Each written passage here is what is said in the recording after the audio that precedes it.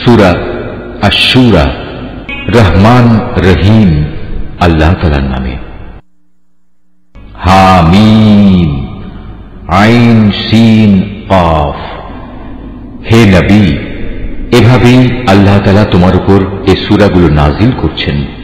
তোমার পূর্ববর্তী নবীদের কাছেও তিনি তা নাজিল করেছেন। আল্লাহ তাআলা পরাক্রমশালী, প্রজ্ঞাময়। আসমান সমূহে যা কিছু আছে জমিনে, সবকিছুই তার মালিকানাধীন। তিনি সমুন্নত, তিনি মহান। আল্লাহ তাআলার ভয়ে আসমান সমূহ তাদের উপরিভাগ থেকে ফেটে পড়ার উপক্রম হয়েছিল। এ সময় ফেরেশতারা তাদের মহান মালিকের পবিত্রতা ও মহিমা ঘোষণা করতে থাকে। তারা দুনিয়াবাসীদের জন্যও তখন আল্লাহ তাআলার কাছে ক্ষমা প্রার্থনা করতে শুরু করে। তোমরা জেনে রেখো, আল্লাহ তাআলা হচ্ছেন ক্ষমাশীল, পরম দয়ালু।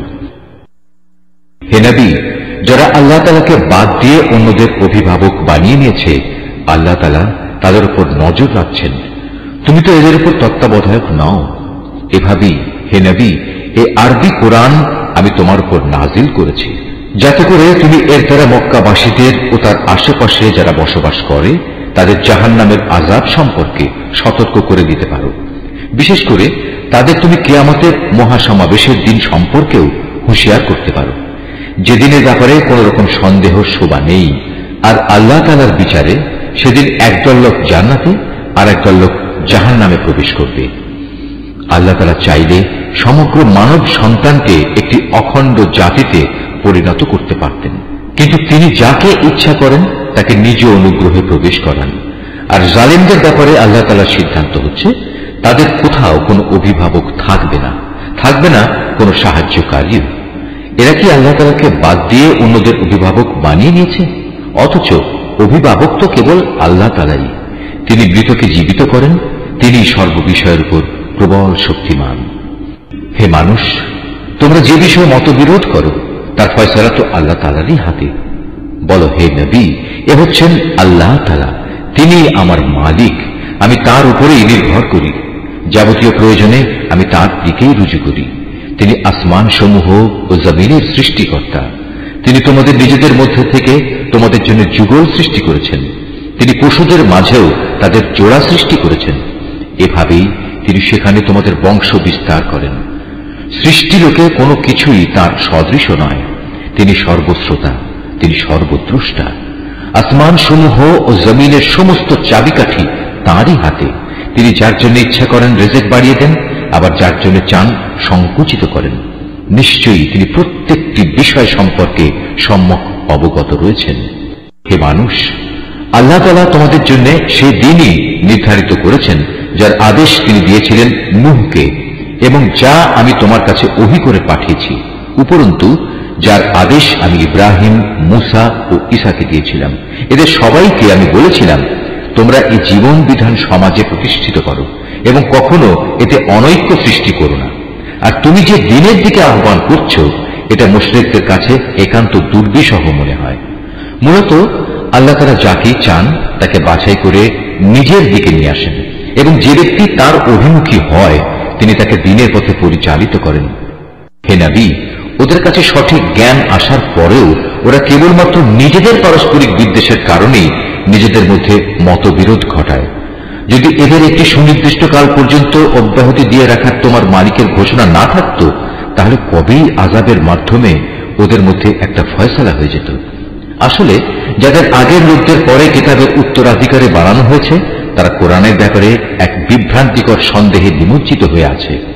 অতএব হে নবী, তুমি মানুষদের এ দিনের দিকে ডাকতে থাকো। তোমাকে যেভাবে আদেশ দেওয়া হয়েছে সেভাবেই তুমি প্রতিষ্ঠিত থেকো। ওদের খেয়াল খুশির অনুসরণ করো না। তুমি বলে দাও, আল্লাহ তাআলা যে গ্রন্থই অবতীর্ণ করেন না কেন, আমি তার উপরেই ঈমান আনি। আমাকে আদেশ দেওয়া হয়েছে যেন আমি তোমাদের মধ্যে ন্যায় বিচার করি। আল্লাহ তাআলা আমাদের মালিক এবং তোমাদেরও মালিক। আমাদের কাজ আমাদের জন্য এবং তোমাদের কাজ তোমাদের জন্য। আমাদের ও তোমাদের মাঝে কোনো ঝগড়াঝাটি নেই। আল্লাহ তাআলা আমাদের সকলকে এক জায়গায় জড়ো করবেন, আর সবাইকে তার দিকেই ফিরে যেতে হবে। যারা আল্লাহ তাআলার দ্বীন সম্পর্কে বিতর্ক করে, বিশেষত আল্লাহ তাআলা কর্তৃক তা দ্বীন গৃহীত হওয়ার পর এদের বিতর্ক তাদের মালিকের কাছে সম্পূর্ণ অসার। তাদের উপর তার গজব, তাদের জন্য রয়েছে তার কঠিন শাস্তি। তিনি আল্লাহ তাআলা যিনি সত্য দ্বীন সহ এ কিতাব ও ইনসাফের মানদণ্ড নাজিল করেছেন। হে নবী, তুমি কি জানো সম্ভবত কিয়ামত একান্ত কাছে এসে গেছে? যারা সে কিয়ামতের বিষয়ে বিশ্বাস করে না তারা কামনা করে তা ত্বরান্বিত হোক। অপরদিকে যারা তা বিশ্বাস করে তারা তার থেকে ভয় করে, কেননা তারা জানে সেই দিনটি একান্ত সত্য। জেনে রেখো, যারাই কিয়ামত সম্পর্কে বাক বিতণ্ডা করে তারা মারাত্মক গুমরাহিতে রয়েছে। আল্লাহ তাআলা তার বান্দাদের সূক্ষ্মাতি সূক্ষ্ম বিষয় সম্পর্কেও অবহিত আছেন। তিনি যাকে রিজিক দিতে চান দেন, তিনি প্রবল পরাক্রমশালী। যে ব্যক্তি পরকালের কল্যাণের ফসল কামনা করে আমি তার জন্য তা বাড়িয়ে দিই, আর যে ব্যক্তি শুধু দুনিয়ার জীবনের ফসল কামনা করে আমি তাকে অবশ্য দুনিয়ায় তার কিছু অংশ দান করি, কিন্তু পরকালে তার জন্য সে ফসলের কোনো অংশই বাকি থাকে না। এদের কি এমন কোন শরীক আছে যারা এদের জন্য এমন কোন জীবন বিধান প্রণয়ন করে নিয়েছে যার অনুমতি আল্লাহ তাআলা দান করেননি? যদি আযাবের মাধ্যমে সিদ্ধান্ত নেওয়া হতো তাহলে কবেই তাদের মধ্যে একটা ফয়সালা হয়ে যেত। অবশ্যই জালেমদের জন্য কঠিন শাস্তি রয়েছে। হে নবী, সেদিন তুমি এ জালেমদের দেখতে পাবে তারা নিজেদের কর্মকাণ্ডের শাস্তি থেকে ভীত সন্ত্রস্ত, কেননা তা তাদের উপর পতিত হবেই। কিন্তু যারা আল্লাহ তাআলার উপর ঈমান এনেছে এবং নেক কাজ করেছে তারা জান্নাতের মনোরম উদ্যানে অবস্থান করবে। তারা সেদিন যা কিছু চাইবে তাদের মালিকের কাছ থেকে তাদের জন্য তাই সেখানে মজুদ থাকবে। এটা হচ্ছে আল্লাহ তাআলার মহা অনুগ্রহ, আর এ হচ্ছে তাই নিয়ামত। আল্লাহ তাআলা তার সেসব বান্দাদের যার সুসংবাদ দান করেন যারা এর উপর ঈমান এনেছে এবং নেক কাজ করেছে। হে নবী, তুমি বলো, আমি তোমাদের কাছ থেকে এ দ্বীন প্রচারের উপর কোনো পারিশ্রমিক চাই না, তবে তোমাদের সাথে আমার আত্মীয়তা সূত্রে যে সৌহার্দ্য আমার পাওনা রয়েছে সেটা আলাদা। যে ব্যক্তি কোনো নেক কাজ করে তার জন্য আমি তার সে নেক কাজে অতিরিক্ত কিছু সৌন্দর্য যোগ করে দিই। অবশ্যই আল্লাহ তাআলা ক্ষমাশীল ও গুণগ্রাহী। হে নবী, এরা কি বলে এ ব্যক্তি আল্লাহর উপর মিথ্যা আরোপ করছে? অথচ আল্লাহ তাআলা চাইলে তোমার দিলের উপর মোহর মেরে দিতে পারতেন। আল্লাহ তাআলা বাতিলকে এমনিই মিটিয়ে দেন এবং সত্যকে তার বাণী দ্বারা সত্য প্রমাণ করে দেখিয়ে দেন। অবশ্যই মানুষের অন্তরে যা কিছু আছে সে সম্পর্কে তিনি সবিশেষ অবহিত রয়েছেন।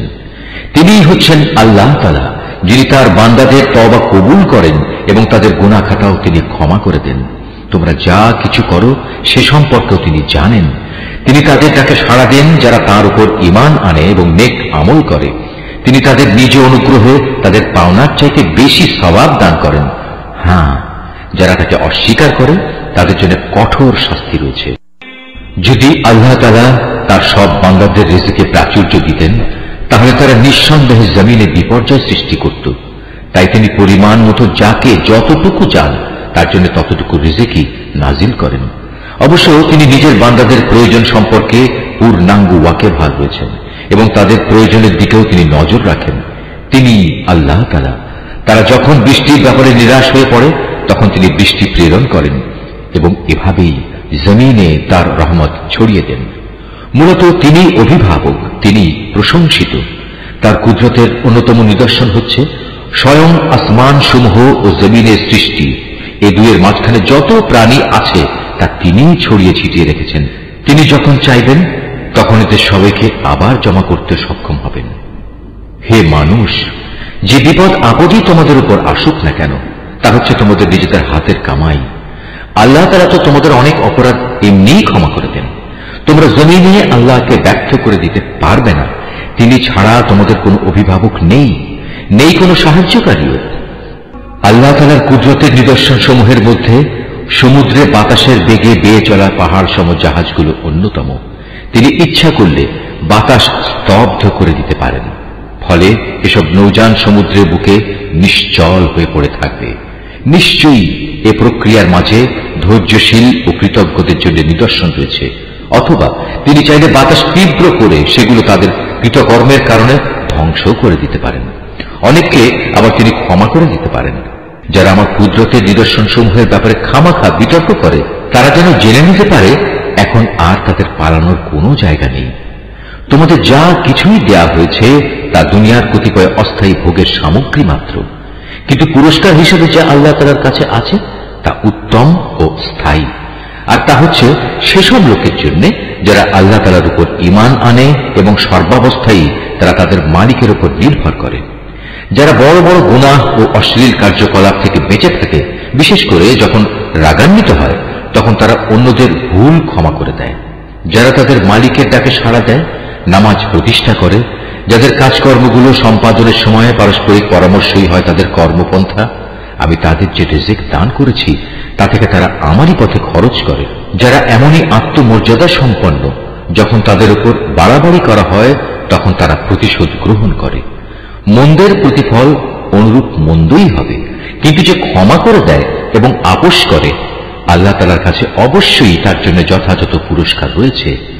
আল্লাহ তাআলা কখনো জালেমদের পছন্দ করেন না। কোন ব্যক্তি যদি তার সাথে জুলুম সংঘটিত হওয়ার পর সমপরিমাণ প্রতিশোধ গ্রহণ করে তাতে তাদের উপর কোনো অভিযোগ থাকে না। অভিযোগ তো হচ্ছে তাদের উপর যারা মানুষদের উপর অত্যাচার করে এবং পৃথিবীর বুকে অন্যায়ভাবে বিদ্রোহের আচরণ করে বেড়ায়। এমন ধরনের জালেম লোকদের জন্য রয়েছে কঠোর আযাব। যে ব্যক্তি ধৈর্য ধারণ করে এবং মানুষদের ক্ষমা করে দেয় সে যেন জেনে রাখে অবশ্যই এটা হচ্ছে সাহসিকতার কাজসমূহের মধ্যে অন্যতম। হে নবী, যে ব্যক্তিকে আল্লাহ তাআলা গোমরাহ করে দেন তার জন্য তিনি ছাড়া আর কোনো দ্বিতীয় অভিভাবক থাকে না। তুমি জালেমদের দেখবে যখন তারা আল্লাহ তাআলার আযাব পর্যবেক্ষণ করবে তখন বলবে, আজ এখান থেকে ফিরে যাওয়ার কোনো পথ আছে কি? তুমি তাদের দেখতে পাবে যখন তাদের জাহান্নামের কাছে এনে হাজির করা হবে তখন তারা অপমানে অবনত হয়ে যাবে, ভয়ে তারা অর্থ নির্মিলিত চোখে তাকিয়ে থাকবে। এই অবস্থা দেখে যারা ঈমান এনেছিল তারা বলবে, সত্যিকার ক্ষতিগ্রস্ত লোক তো তারা যারা আজ কিয়ামতের দিন নিজেদের ও নিজেদের আদর্শিক পরিবার পরিজনদের এভাবে ক্ষতি সাধন করেছে। হে নবী, জেনে রেখো নিঃসন্দেহে জালেমরা সেদিন স্থায়ী আযাবে থাকবে, আর সে আযাব এসে গেলে তাদের আল্লাহ ছাড়া এমন কোন অভিভাবক থাকবে না যারা তখন তাদের কোন রকম সাহায্য করতে পারবে। সত্যি কথা হচ্ছে আল্লাহ তাআলা যাকে গোমরাহ করেন তার জন্য বাঁচার কোন উপায় নেই। হে মানুষ, সেদিনটি আসার আগেই তোমরা তোমাদের মালিকের ডাকে সাড়া দাও। আল্লাহ তাআলার কাছ থেকে যে দিনটির তার প্রতিরোধকারী কেউই থাকবে না। সেদিন তোমাদের জন্য কোনো আশ্রয়স্থলও থাকবে না, আর না তোমাদের পক্ষে সেদিন অপরাধ অস্বীকার করা সম্ভব হবে। অতঃপর যদি এরা হেদায়েত থেকে মুখ ফিরিয়ে নেয় তাহলে তুমি জেনে রেখো আমি তোমাকে তাদের উপর দারোগা করে পাঠাইনি। তোমার দায়িত্ব তো হচ্ছে শুধু আল্লাহ তাআলার বাণী পৌঁছে দেয়া। যখন আমি মানুষদের আমার রহমতের স্বাদ আস্বাদন করাই তখন সে ভীষণ উল্লসিত হয়। আবার যদি তাদেরই কোনো কর্মকাণ্ডের কারণে তাদের উপর কোনো দুঃখ কষ্ট আসে তখন সে মানুষ অকৃতজ্ঞ হয়ে পড়ে। আকাশমণ্ডলী ও জমিনের সমুদয় সার্বভৌমত্ব একমাত্র আল্লাহ তাআলার জন্য। তিনি যা ইচ্ছা তাই সৃষ্টি করেন।